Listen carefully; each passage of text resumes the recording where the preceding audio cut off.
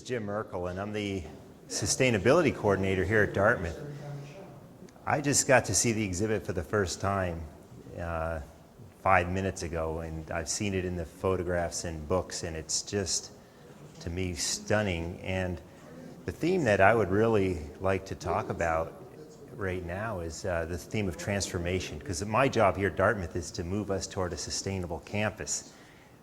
And when I've been at it for about 1.5 years, and the task of trying to become sustainable in North America is overwhelming when you look at how much we actually consume and you compare us to our global neighbors, especially, say, the Southern Hemisphere. So this exhibit being artists from the Southern Hemisphere coming up and meeting us in the North.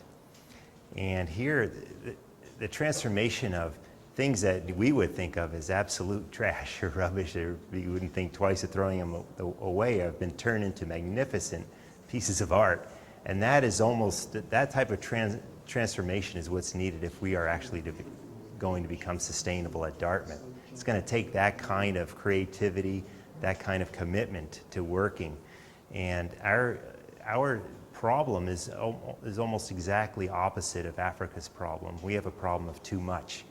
They have a problem of not enough. And our problem of too much is that we consume like crazy and it's not making us happy. And here we have this exhibit to basically come and be inspired and then rethink. And there's a phrase that we use in America, the 3 R's, reduce, reuse, recycle. And at Dartmouth, we've added 2 more R's to that whole equation. One is rethink, and the other is refuse. And it was interesting, this morning, the artist Alan Sui was asked about, oh, is this about recycling? And he's like, no, these are materials. I had to pay for these materials. And it really raises the question to us of the value of all these resources that we so readily flow through at Dartmouth campus. 2 pounds of garbage a day, trash that we throw away.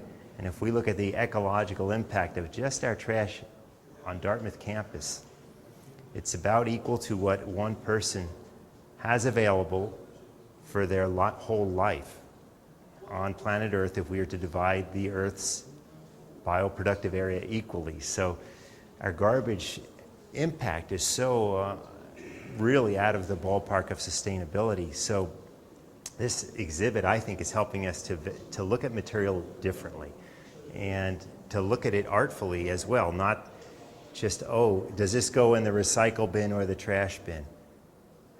First, to rethink, do we even need it? Is there a different way to do it? Is there another way to even be engaging with each other, that we're becoming happier without material things? And I think that's a great piece that an artist coming from the Southern Hemisphere can bring to us, because for anyone here who's actually traveled to the Southern Hemisphere, they usually have the worst culture shock returning home. And they almost can't explain it for months, why they feel so uneasy.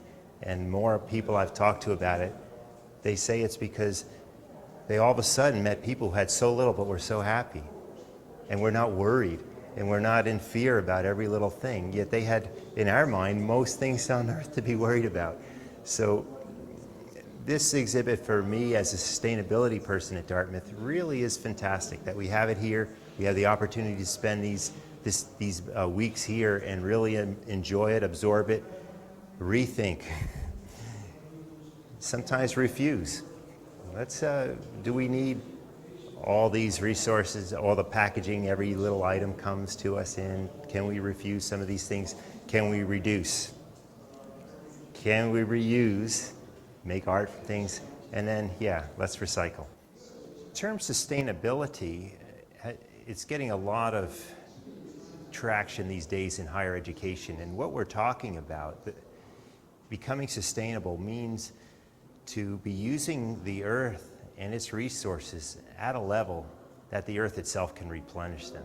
So every year we have the sun striking the earth and generating biomass. And what is the rate that humanity is using that biomass? And that science has actually gotten improved a lot over the years. And so now we can actually quantify. We know the world's population, 6.5 billion people and growing. And we know that we have about 30 billion acres of land, total Earth area after you take away the oceans and deserts and deep oceans, deserts, ice caps, built up land. We have about 30 billion acres. You divide it by the 6.5 billion people. We each have a personal planetoid of about 4.6 acres. Now, to live sustainably would be to use only that, 4.6 acres, in use of all the things that we use, of transporting ourselves, food, housing, insurance, computers, what it takes around the planet to make those things, add up the areas of production. And that leaves no space for the other estimated 25 million species that we share the Earth with. That means humanity taking the entire biological productivity. So the question we ask as scientists is, well, how much do the other species need, the other 25 million? And the best answer that most conservation biologists have is about, well, 80% roughly should be left wild. So that leaves us to live on about 1 acre, or about the level of someone in Bangladesh right now.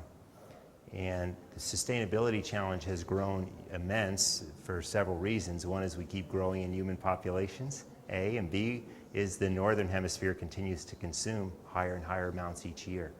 And so the sustainability challenge is quite pronounced. It's maybe the challenge of our lives, and the climate change is a piece, desertification, forests depleting, fisheries collapsing. These are all things that are indicative of our not living sustainable. And the thing that people seeing exhibits like this, I mean, that you face the sustainability challenge, it can feel like a very gloomy prospect. The other piece of it is to learn to live sustainably takes a lot of creativity and ingenuity. And when we have people here from the Southern Hemisphere, they are living at sustainable levels. They may need to raise their level of consumption slightly to be more to actually be sustainable. They have to raise their level of consumption. But we get to see and interact with some people who are really masters in getting by with a lot less. So somehow we have to meet somewhere in the middle in the future if we're going to have a peaceful planet, just to get our levels of consumption more balanced. And that is this part of a piece of the sustainability challenge is equity, more equity between peoples on the planet.